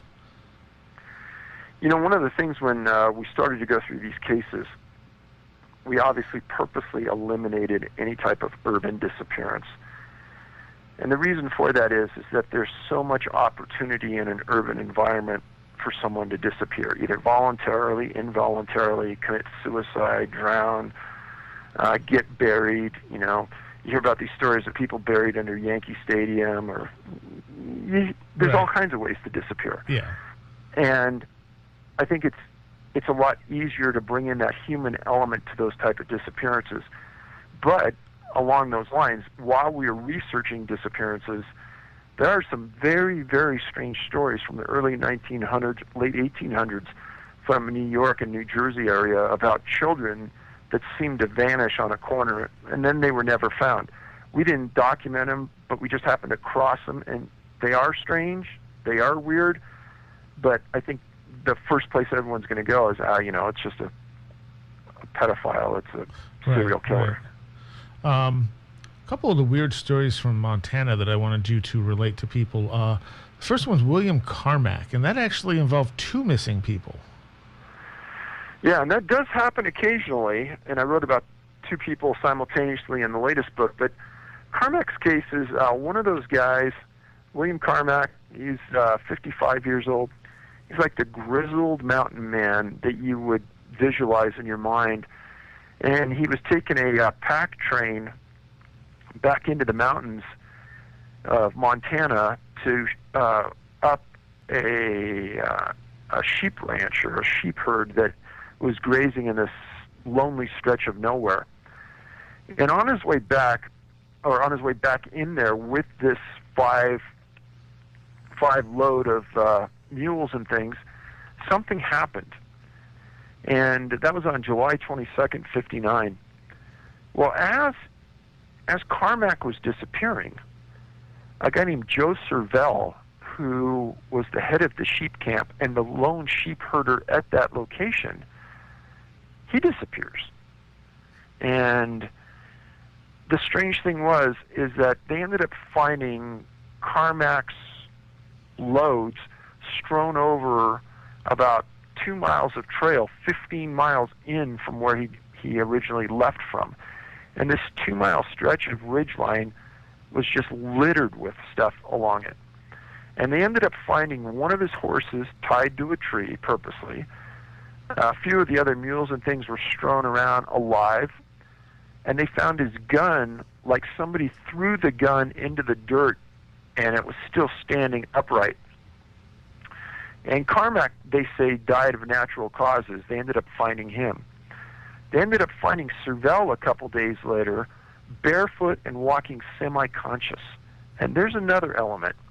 If the people are found, they're in this grazed, dazed, kind of half asleep, half awake, and that's the way Servell was. And when they ended up coming to, they asked him what happened. He didn't even know. He couldn't explain it. All right, well, the other one out of Montana was Robert Springfield, and this is someone whose remains were found, and the status of those remains and his belongings is what makes it very, very strange. Yeah, and that's a good question about his remains. And it was September '04. He's 49 years old. He's hunting the Crow Indian Reservation in Montana with his 2 sons. They were elk hunting, bow and arrow. And his sons were trying to move the elk down into a valley he was hunting in. He ended up disappearing. Big search. Nothing was ever found of him up until October 2005.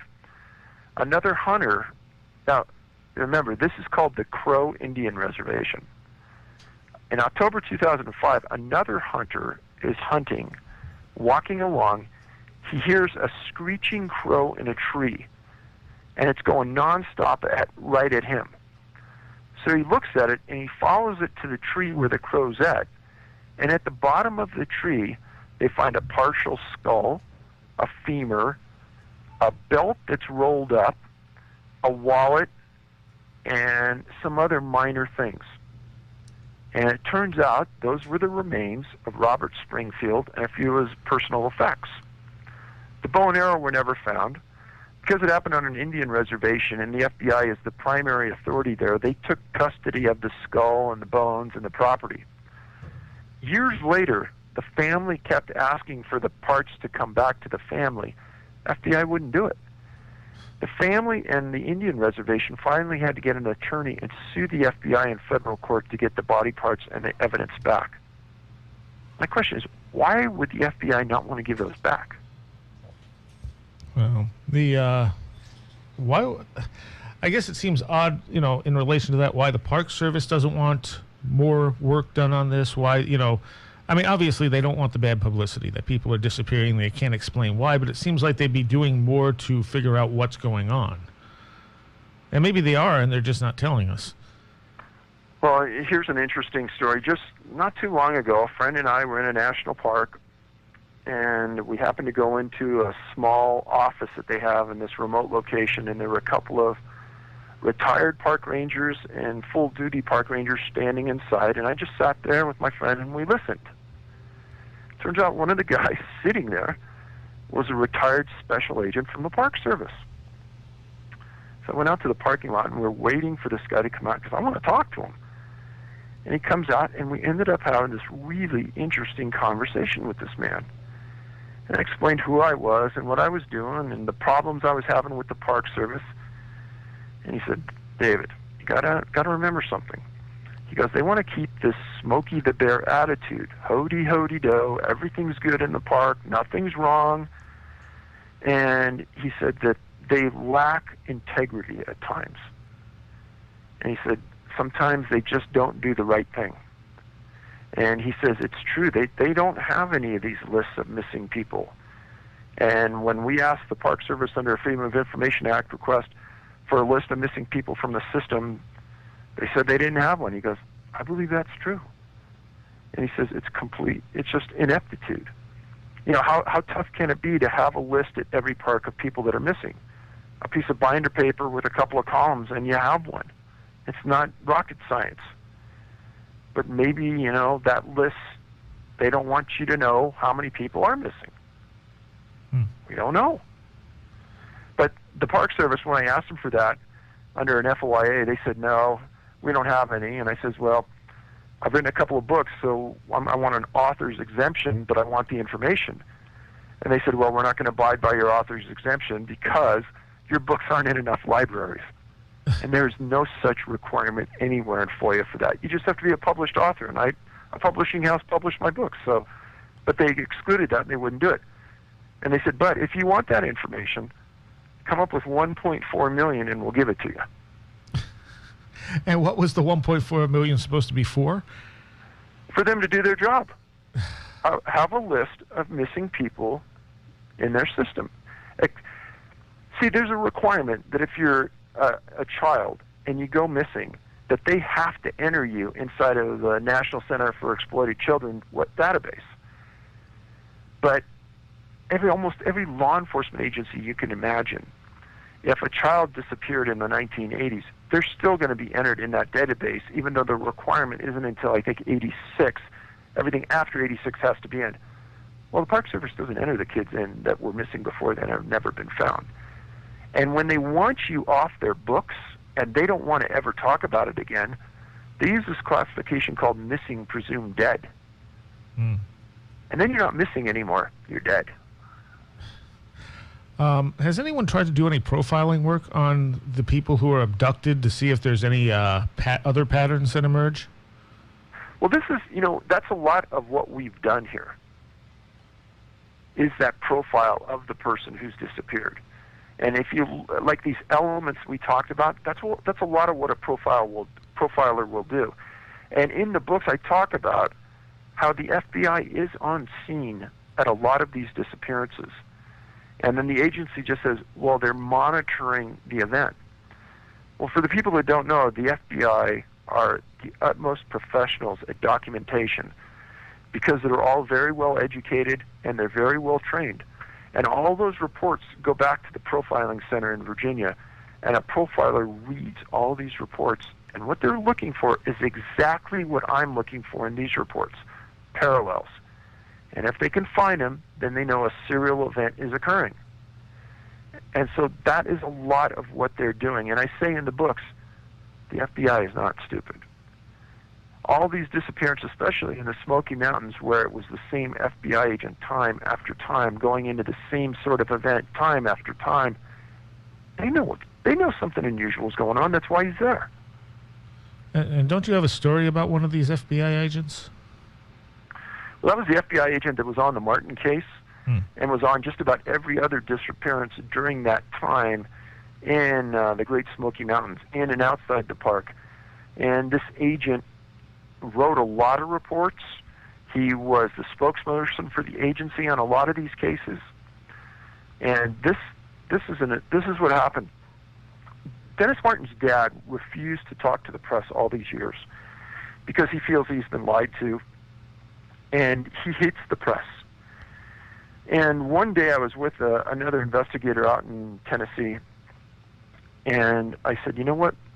We're going to go knock on Mr. Martin's door, and we're going to ask him a few questions, and I hope he talks to us. I went up.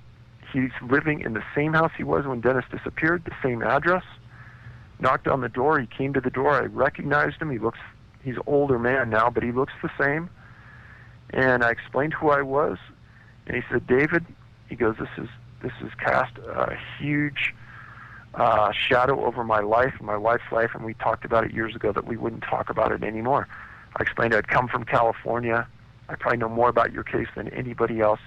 Can I just have 10 minutes of your time? He stepped outside and he started to talk. And he said, you know, the press lied to me then. They've lied to me since. They won't tell the truth to the public about what happened.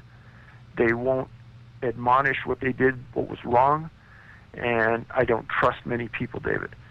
And I explained to him what I knew, and I asked him, I said, you know, one of the things I ask every victim, no matter what kind of crime it is what does the public need to know, or what do I need to know that was never publicized? And he says, well, you know, the Key family observation when they saw something on that hill. I said, yeah. He says, well, do you know that the Key family saw that whatever this thing was, it had something on its shoulder? And I said, you're kidding. And he says, no.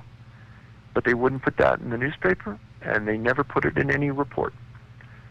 Well, later on, I went back to the head tracker for the Park Service with that information, and I asked him if it was true. He said it was true. He goes, they buried that information. The press would never talk about it, and the Park Service would never talk about it. One other thing, and I said, well, what else is there that the public needs to know that's been buried about this? And he says, well, you know, the FBI agent that was on my son's case, that was on the rest of these cases all over the Smoky Mountains. I said, oh, yeah, and I named him. And he says, well, you know, he committed suicide. I said, I didn't know that. The investigator I was with went back, tracked down a retired agent out there, and confirmed that he did commit suicide. Wow. And, of course, there's no way to know for sure if that was related to this, but that's definitely a possibility. You know, I don't think there's one element in any of these cases that really stands out as the aw shucks moment. I think it's everything in its totality points to, especially in the Martin case, points to the press in Knoxville being absolutely corrupt and worthless. Yeah. And my point to that being is that right before the books came out, we held a press conference in Knoxville, and every NBC, ABC, CBS, and Fox came out. The room was packed.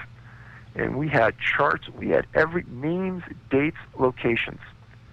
Do you know nothing about that event was ever shown on the news? And one guy from one station came up to us afterwards and said, God, guys, that is a stellar presentation. Are you never going to see any of this on the news? And I said, you're kidding. And he says, no, I wish I could. But he goes, my station manager never would let us. I said, why is that? He says, because the primary generator for this whole area is the park. That's what generates the income for this entire area. We need the visitors. We can't have bad press. And, you know, from that standpoint, it makes sense, but it's not right. Imagine you were Mr. Martin, and you had things held from you. When you looked towards that governmental agency that was supposed to be assisting you, supposed to be that pure place, the National Park Service, Smokey the Bear, wear the big hats, do the right thing. They didn't. Yeah. Well, I think we have time to go over one more case. And I think probably the strangest story anyone told coming back from this would have been John Doe, whose name you kept, in the third book. And this happened on Mount Shasta, where all kinds of strange stories have been coming out of for years. Do you want to get into a little of that and what he said happened to him when he was returned? So this is a fairly new case, October of 2010, and this was in the shadow of Mount Shasta. Little boy was there with his parents camping on a river that I have fished on many, many times. It's a gorgeous area, very thick. I mean, there's actors, big-time actors in Hollywood that own huge tracts of land right in this area because it's so gorgeous. And this boy got lost sometime in the late afternoon, and nobody could understand where he went. And maybe they thought that he went in this river, but the river's not very big. And make a long story short, at 11:30 that same night, he's found hiding in this, or laying in this bush, semi-conscious, and his parents pick him up, and the next day his grandmother sees him, and he goes, "Hey, Grammy, I just saw you," or "I saw some, I just saw you." And he gives this story about waking up in a cave while he was disappeared. And a woman who was being pretty nice to him looked just like his grandma, her. And he said that this woman had a lot of robots in this cave, and there was a bright light coming from one part of the cave where you had to take this ladder to go out. And he said that they talked for a while, and then this woman pulls out a piece of what he thought was paper and lays it on the ground and told the boy, "You have to go poo on the paper." And he said, "Well, I don't have to go poo." And she goes, "You have to go poo." "I don't have to go." So she got mad, and then the next thing he realizes is he's back up on this trail under this bush. And the grandmother told me that what's really strange about this is that 2 weeks before this event, at that same location, she was camping with a boyfriend of hers. And she woke up in the morning with a pain in her neck and asked her boyfriend to look at her neck, and she had a spot of blood like right over the spine. And she says, I don't want to directly say one's related to the other, but that's kind of coincidental, and that's kind of strange. How could I say that's not strange? That's really strange. Yeah.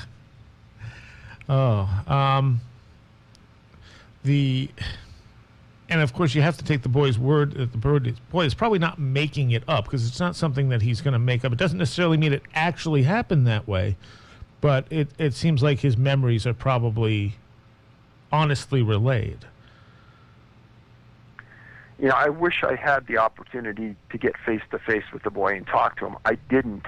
This came through a relative, but yeah, it's hard to say, because sometimes, as investigators or detectives out there know, a child's perception can be clouded or made cloudy or even changed by the way the person's talking to them, or the way they subliminally change their minds by the way the questioning pursues. Sure. And I don't know any of that, but I can tell you that it's very strange. Yeah, well, all of this is very, very strange, and I think you've done everyone a service by compiling this data and putting it out there, and doing so in such an unbiased form without any kind of agenda or any kind of theory you're trying to prove with it. We're just about out of time, and obviously from the stuff we've gone over, I mean, you could throw out theories of anything from wild men living in the woods, kidnapping people, to people moving through portals into other dimensions and then back again, or not back, which is why they're never found again, and maybe a combination thereof, that sometimes these wild men move through portals. But I'm sure you've heard all of these theories numerous times. Oh, numerous times, for sure. But none of them, without any kind of proof, we can't really say what is going on, other than that these people are disappearing, and sometimes they're found and sometimes they're not. So whatever it is very, very odd. Are you planning another book? I'm not going to say I'm not going to, or that I am for sure going to, but there's enough information that keeps going around that someday in the future that may happen, but I don't know. Okay. And the best place the only place people can get your books is off the canammissing.com site, right? Correct. Okay. And don't go to Amazon. Yeah, they'll charge you double the price. Okay. And is there anything people out there can do to help you with this research? You know, if you've read the books and you know a victim, I would love to talk to one of the victims. And if you know any Green Berets, I'd love to talk to one of them. And finally, if anybody knows a government-trained remote viewer, we would like to start working with one of them. Okay. CanAmMissing.com. You can contact David through the site. Is there anything else that's overlooked here that people don't tend to talk to you about? Well, let me ask you a question, Soraya. Is there one underlying element here that struck you as profound? Well, I think I've brought up most of them. To me, it seems like sometimes these people are lured off. It honestly, to me, it seems like it has something to do with the locations. Like there's some kind of portal there. There's some kind of something going on in those particular locations, maybe because of the type of ground there or something to do with the earth. It's mind-boggling. It really is. Like I can't pretend to say what's going on with these people. The whole thing is just really creepy and disturbing. Yeah, those are good words. All right.